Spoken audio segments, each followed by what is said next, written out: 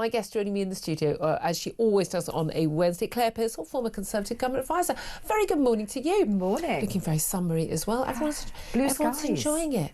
Everyone's enjoying it. It just makes such a difference every day. It's just like, wow, wouldn't we be a happy, lovely people? Oh, yeah, We'd be a very different country. I think there'd be less sarcasm. I think a lot less sarcasm in this country if we had sunny days. I think sarcasm is how we cope with the rain and the misery. But as soon as it gets warm, if it goes to be too warm. Well, it's too warm. And it's too warm at night. It's too warm. It just goes straight to too warm. Because we're British and the weather is always going to be a topic of conversation. There will always be something wrong, so sarcasm reigns supreme. Oh, right, no, it's always going to win. She has corrected me and she is right. But there we are. No, so much to talk about. Let's talk about these attacks on Keir Starmer's homes, because we first heard on Monday about this attack on this what looked like a firebomb attack, an arson attack on the home, that his family home, the one we saw him clapping outside during lockdown, that he shared with his wife and children before he moved into number 11 Downing Street flat is where they live now. But it's currently occupied, we understand, by his sister-in-law. We believed it was rented out, but his sister-in-law, whether he probably is charging a rent, isn't he, knowing him? So, yeah. Likes a freebie, doesn't he? But it was also a car. We understood a car and another property that we believe were linked to him. Turns out the car is a car he previously owned. He doesn't own it anymore. And the other attack on a flat was a flat he owned back in the 1990s. Now, we know a 21-year-old man is currently being investigated by counter-terrorism police at Scotland Yard and being questioned after being arrested in the early hours of Tuesday morning. But again, what is bizarre about this is the idea that they don't know what the motive is, but it could be someone acting on behalf of a hostile state who's behind the arson attacks. They say they've not ruled anything out, not ruled anything in. But it's quite bizarre that someone would have that information. I mean, about a car he previously owned, a flat he previously owned, putting that together. But obviously the knowledge that if you knew that, you would also know he doesn't live at this property anymore. In which case, what was the purpose? What was the motive of this? What do you make of it? I don't buy into this being a hostile state act. It seems not quite well planned enough. I mean, I think if you're a 21-year-old, you're going to be quite internet savvy. You can look through images. I mean, I have many old cars in my name that if you went back far enough that you could probably locate around the country, and people can do that. It's not difficult. Right? Yeah, absolutely you can. So I don't buy this. I don't know what the motive is. I mean, it's quite interesting that... And we have no idea whether this 21-year-old who's just a suspect is indeed absolutely responsible. And we have to let that process be done. But it doesn't matter how much you disagree with a politician, you can't go around firebombing properties. No, I mean, this is the thing. And again, we have had two MPs in recent years murdered from Labour and Tory, Joe Cox and David Amos, and absolutely unacceptable. Completely unacceptable, but it is a very, very, very strange investigation. I mean, any developments while we're on air, we'll certainly bring them to you. Can we also talk about where we are on migration, this immigration white paper that was announced on Monday, big speech by the Prime Minister, and basically what's happened is no one anywhere to the right of him, which is pretty much everybody, believes him when he says he's going to deal with immigration. And when the Home Secretary says, we're going to get it down by 100,000 a year, it's like, brilliant, what, from 728,000 where it was last year? I mean, no one believes him, no one thinks he's going to do it. No, even if he did do that, that still wouldn't be enough. So that's kind of discounted by everybody, I think, who were likely Tory or Reform voters, or just, disillusioned Labour voters. On the left, he's had huge criticism, John McDonnell, Zora Sultana, usual suspects, I think we can safely say, accusing him of echoing Enoch Powell. And we talked about that a lot yesterday. But Sadiq Khan, he said yesterday that he wouldn't use the same language when Keir Starmer had said, if we have mass immigration, we are basically risking becoming an island of strangers. But he says that's not the language he would use. That's him basically, I mean, it's basically criticising the Prime Minister. But he also made this ridiculous claim yesterday about how migrants contribute more to the UK economy than Brits. This is complete nonsense. This depends on it. So a migrant comes in, they're likely in their mid-20s or 30s. They're assuming, even your best case scenario, even those who have no dependents and who arrive at that age, unless they are earning more than 45k a year, they're not a net contributor. Whereas, of course, Brits equally wouldn't be. But by the way, they're Brits, so they're already here. So I don't think that's how we judge people who are already here. But also, it doesn't include the fact that They bring dependents, that's not included, who'll go to school and don't need hospital appointments and the like, and care in the NHS if they have more children. Doesn't include if they get leave to stay and then they claim a pension. Doesn't include any of that. But it does include, when you're comparing to the Brits, British people, the cost of the NHS when they're born and their education. The cohort of migrants is very different from the cohort of people already here, aged from 0 to 105.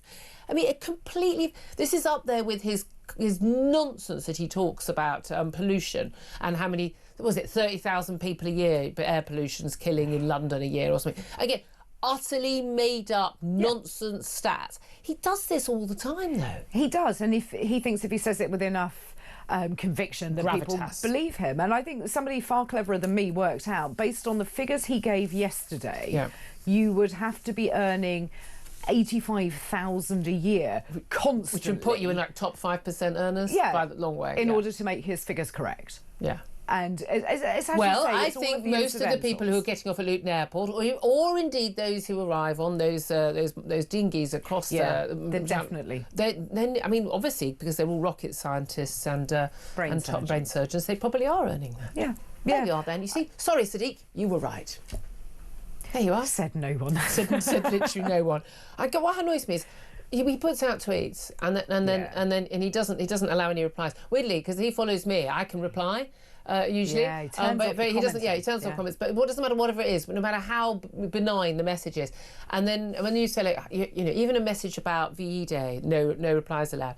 And then people say, oh, it's because he gets all this abuse. Actually, he does get some racist abuse. Well, like I get called the C word and the B word, and I mean I get called, a baby killer most days on Twitter. But it doesn't mean I stop, people replying to me. I like to know the people who are that insane, frankly. And it's awful that he should ever get any racist abuse. It's absolutely awful and totally untenable. And I think you can criticise people without at any point managing to bring up their religion or their skin colour. I think it's utterly bizarre that people do that, and heinous and awful. But most of the criticism, most of the replies, they're not racist abuse. They're telling him they think he's useless.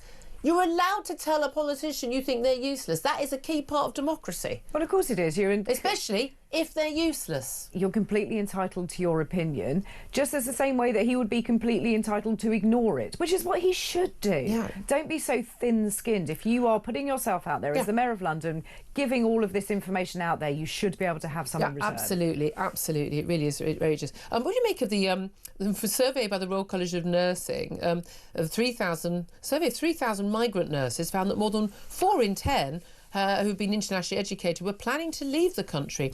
They said 70% of it was as a result of pay. Others said, 40% said it was the immigration policy. So they're saying there'll be an exodus of nurses as a result of immigration policy. But they're people who are already here. This is like the same argument over Brexit. But all these people will leave. No, everyone's allowed to stay. I mean, like 5 million EU citizens stayed in the UK. By the way, 2 million more than we thought were actually here. Small point worth making. Genuinely, the officials didn't know there were that many people in the country from the EU. That's how rubbish our government is, of all political hues. And they're already here. No one's going to force them to leave if they're working as nurses. No. Where have they got this from? I don't know. Just make this stuff up. The thing is, I've heard this before. During my time at the Home Office, any time we made any amendments to the immigration rules, immigration health surcharge, whatever it was, we would be warned that 60%, 70%, 30%, whichever number they chose at the time, would leave the country. It doesn't work like that. I think people are just asking a binary question. Do you think the immigration policies are good? Yes, no. Would you leave? But also, it's like those surveys, anyone, pretty much any job, whatever it is, whether it's teachers, nurses or whatever, are you looking to leave your job because you're fed up? Basically, at least 1 in 4 of everybody in pretty much every job, of course, is planning to leave, or talking about planning to leave in the next couple of years because they're miserable. And if you've had a particularly bad day in that survey lands, then that's going to skew your answers. So I don't believe it for a second. I wouldn't give my colleagues the satisfaction. You've got great colleagues. I just have to say that to you. You really do. You know what? We've got a fantastic team. As I say, I mentioned on my actually, they did start a swear jar this morning. Someone's going to be rich. I'm trying to work out whether it's for charity or someone's holiday budget. But I think within 5 minutes I was 25 quid down. I get it all out of my system off air. Exactly. It's much easier that way. It's quite stunning, though. Also, when we talk about some subjects, I just find it extraordinary, as Mike says, how we don't swear on air. This extraordinary story about Peter Sullivan. Now, this isn't a case I knew of at all. We've had a number of different cases where we've had convictions that have been quashed. This is a man who is currently 68 years old. He's sitting at the appeal court yesterday, where they announced that basically his conviction back. I mean, it's just extraordinary. 38 years ago was incorrect. Yeah. There was DNA sample found at the crime scene of the horrific murder by being beaten to death of 21-year-old Diane Sindel, and it suggested that it was him. Now the DNA profile, they've been re-examined it, new evidence that it couldn't have been him, and that actually points to an unknown attacker. Now, look, very, very, very difficult for the family of Diane Sindel. They now don't know who murdered their daughter, and this person, likely a man, has been on the streets all this time. Having been a convicted murderer, goodness knows what. But this comes after the case of Andrew Malkinson. He was cleared of rape in 2023 when DNA identified another suspect. He spent 17 years behind bars. Peter Sullivan has spent 38 years behind bars. He's believed to be the longest-serving victim of miscarriage of justice. But the first evidence that suggested that he wasn't guilty, he always protested his innocence, was in 2015. Yeah. 2015. And we've had this issue, and we've had the same, it was definitely the same thing with Andrew Malkinson, which is that the Criminal Cases Review Board and all the other bodies involved, they are incredibly slow at getting to these cases, at dealing with them. And even like a year or so ago, they were like, oh yeah, I'm sorry, these things should be...